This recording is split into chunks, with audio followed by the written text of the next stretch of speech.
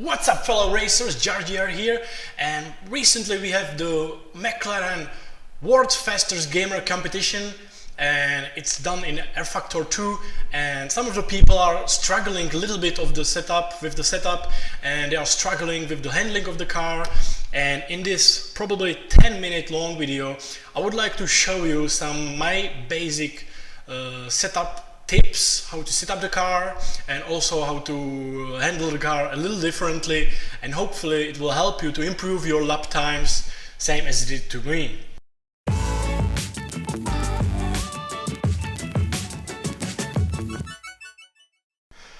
Okay guys, so here we are in a Silverstone in the GT layout. This is just offline testing, so probably, I hope the racing line will be okay, but it doesn't matter for the purpose of the video. I'm gonna load the default setup, it's just with the lower fuel a little bit. On this car we can change some basic settings, we can change the wheel range, the preload, the rear wing, radiator tape, and a lot of stuff on the suspension, and a lot of stuff on the tires and brakes. So when we take the default setup, I hope it's default setup. Yes, it's default setup. Okay, so first thing, when you go on the track, I was gonna show you what the default setup just do. Okay.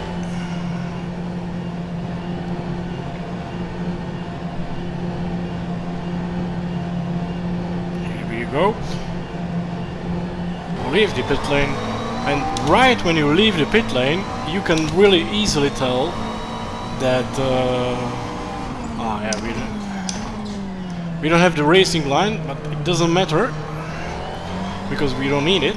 And right away when you leave the pit lane you can tell the car is really soft, it steers really like slowly. And also you can see that there's a lot of understeer on the car, probably on the front tires. You can see there's so much understeer on it. Really hard understeer. I'm sorry about the racing line, I just don't know how the rFactor 2 works, but it doesn't matter because it will help you anyway. So we can see that the car understeers so much. It's really like slow in changing directions, really doesn't work properly. Okay, so we're gonna just jump into the pit lane, and first thing in rFactor, I just recommend you in this car just lower the tire pressure to minimum, because it will make significant change right away. You can see right away when you leave the pit lane, car handles a little more smoother, it follows your changing directions, and as you can see there is a lot of less understeer. It's much better here. To this section, much smoother, much better. You don't overheat the tires, you don't destroy the tires. It's really just the basics on the car. That's something I would start, and since from here you can just see what the car is doing and whatever, yeah. Okay, one of the first tips about driving this car, it's as soon as you see blue light, shift up, because I think it's the ideal just right before the blue light, or right on the blue light, is the best optimum place to shift up. And also try to have the maximum RPM in the corners. So, for example, if you go into the corner and you are carrying low speed, don't use upper gear. So try to have, if you are even slow, just try to rev the car as the maximum as possible. So you are controlling the RPM. First you will have better control of the car, you will have better grip in the corner, and also we will have better exit speed. Yeah, so that's about it. Okay, we have to do something about understeer, because we have a combination of understeer and oversteer, but I really hate understeer on this car. So the suspension, you can see when I'm just exiting the corners, some of the corners, I have a lot of understeer on the acceleration. So jump back into the pit lane, and we're gonna change the suspension a little bit. I think this front spring is okay, but yeah, it's soft, and for myself, I really like to have the car a little harder, so I'm gonna just try with the maximum spring rate on the back, and we can leave ventral bar and toe as it is. And one of the good things with this car is to use the lowest rear wing as possible. So I'm gonna just jump on the 1, I'm gonna put here 4, and we will, because we will gain much more speed, and also we will have some oversteer in the corners. With this car, you have to, in the corners, you have to be really like on the, how to put this, you have to drift a little bit, but not that much, because it will slow you down. So in some of the type of the corners, you really have to go for the little drifty setup, and on another, just not so much. So now we have the rear wing on number 1, which may cause some problems in the first corner and more further on the track.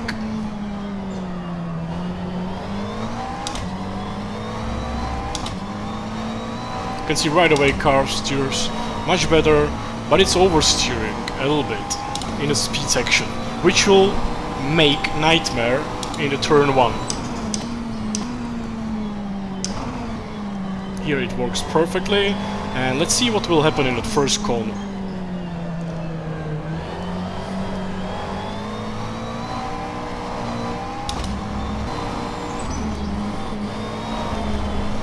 Yeah, we can see right away in the first corner the low wing is really terrible, but we can still use wing 1 on 1, and we can change the settings of the suspension and rear height. So let's jump into the pit lane, and we will lower the rear height. I don't know why it's so high in this car, but we can use the mechanical grip of the car. And next we will take a look on the camber settings, because we really need some to put some weight into the car in other corners. So let's see what will happen now if we lower the rear height.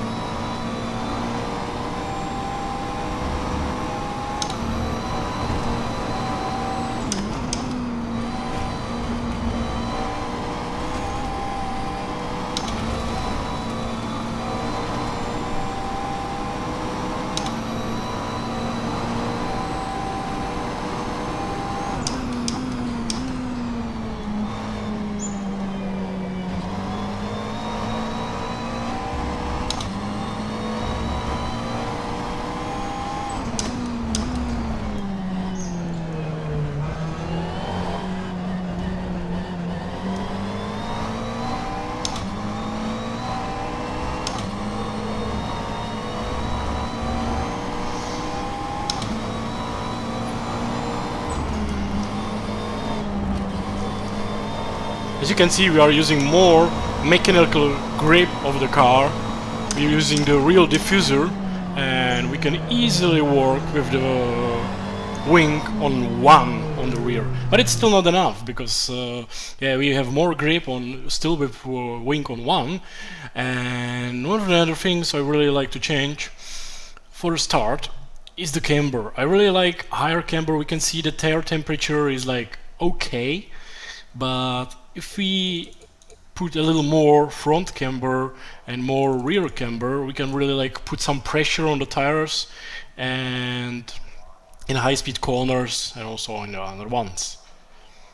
I really like to have like a little harder oversteering car, and it's not always really like working well with this car because you can drift it but not so much, so it really depends. And also it's really hard to show you when I don't have the ideal racing line here. So I really like to have really hard steering grade on the rear because I think it's really like working for the car. And toe, I think default is really working well. I didn't figure it out what to change on it, but basically in other racing games, so it should work in rFactor as well as in real life. If you have like more front towing, so minus, you will have the if you have minus, the wheels do this. If you have plus, wheels do this on the rear. So basic, when you race in a race car, you have front wheels a little bit like to the V, and on the rear you have a little bit on this like this for the inside. It varies on the weather. It also varies if you race on the dry or wet. I don't think is the real like difference in racing games. In real life, you go on the opposite in the raining and opposite on the front, but yeah, I think there is no point to do it in the racing game. So anyway, if you have more negative towing on the front, you have like better steering inside the corners, like in the entry of the corner, and also you have like more. The car is more stable on the brakes basically, and when you add the rear towing, you will lose a little bit of speed, but you can make the car a little more turn in. It will turn a little bit more, and also it will have some better grip on the acceleration. About the anti-roll bar, it's really like something you have to play with. It really depends on your suspension or anything, and more likely more anti-roll bar on the front makes the car better in hairpin corners and in the entry of the corner, but it will be like very understeery when you exit the corner, and also it's much more stable on the bumps and everything. But I don't know, I really don't like it's really like you have to click test what really suits you. If you want the car to be a little more oversteer in the entrance of the corner, and also you don't have much bumps, you just go on lower settings. On the rear is the same thing, and that, yeah. I will skip the slow bump, slow rebound setups. It's really like a nightmare to set up. Basically, just skip it. I will skip it. Maybe if you will be interested, I can do it in the next video. But basically, everything lower means the car is like slowish direction, everything, and harder is opposite. But yeah, we will see in the next video. So basically, I would like to use the lowest rear wing with this car. I don't know about the radiator tape. Just don't do any difference on the straight line. If you want, you can use a lower preload. If you do lower, it helps wheels spinning a little bit, it's more stable. And yeah, that's about it, I think. Yeah, just play with the camber. On my like best setup, I'm using like really high camber, like for example like this. But it really varies how you like to handle the car and everything. Also use the maximum pedal force for braking and put the brakes a little bit behind, yes. So this is a very good example for a basic setup. If you have a lot of oversteer, just add the anti-roll bar. If you just want something different, I will just show you what we'll do when I have set up like this. It's really hard to show you if there is no racing line. I really don't know how the rFactor works, probably. And if you'll be interested, I will show you more tips on the Zandvoort track, because I will just show you how to do one of the greatest best times there, but I don't like the version rFactor is using when you compare it to iRacing or also the Corsa. You can see right away that with the harder suspension, car is more sensitive. It's a little more oversteer, but it's working really great because the car is just doing what I really want. And yeah, that's about it. You just go late on the brake, go on the second gear. It's too much. Yeah, it's really hard to tell you when there is no race line done, but you get the point, really. You have to go really aggressive with the car, a little bit with the drifts, but not too much. I hope I will make some corner exactly down as I want.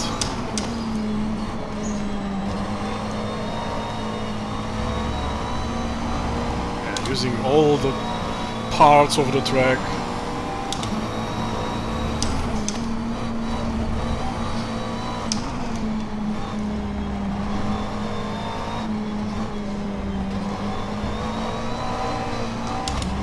Just don't lose it on the exits, and also steer shift up above the before the blue light. That's the best.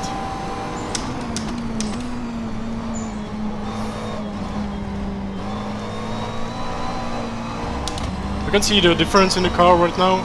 It's like more stable and also less oversteer and everything.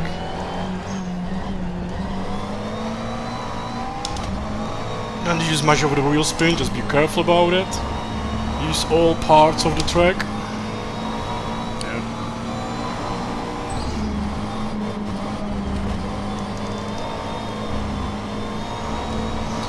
And these two corners are like the most important. I've seen the top guys just push the first gear and just then hit the second gear and accelerate. Helps the turn on the car a little bit more into the corners. You will use all the parts of the track. Yeah.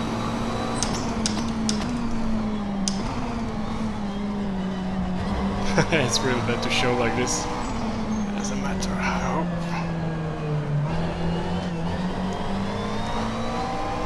Don't be afraid to slide a little bit more with the car in the slow speed corners.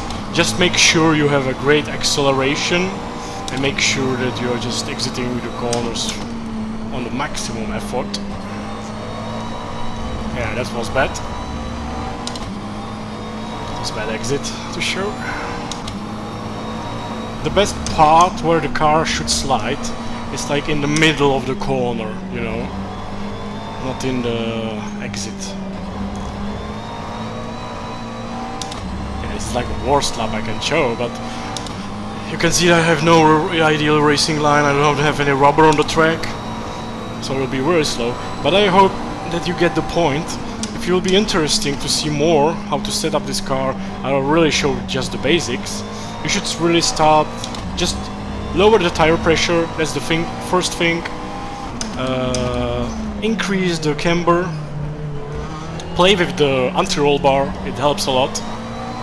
And you will see with this, just push the rear wing on one and play with the suspension and everything. Oh my god, 3 seconds slower than my best top times. Yeah. That's about it. You just play with the suspension. With my setup I was able to manage to do 157.4 in a World Faster Gamer competition, which was within top 30 people, so I think it's really good time. I wasn't losing much, I was just losing the first sector. And yeah, I hope guys this will help you a little bit to make your car a little bit faster. I will not show you my best setup but it's very close to this. You just have to have the other guys on track to have an ideal racing line, and I hope you will get the point. And Anyway, don't hesitate to contact me, tell me anything you want to see, and if you will be interested, I will take the car on the Zandvoort track and I will show you how to do some better tips over there, okay? So see you guys in the next video probably.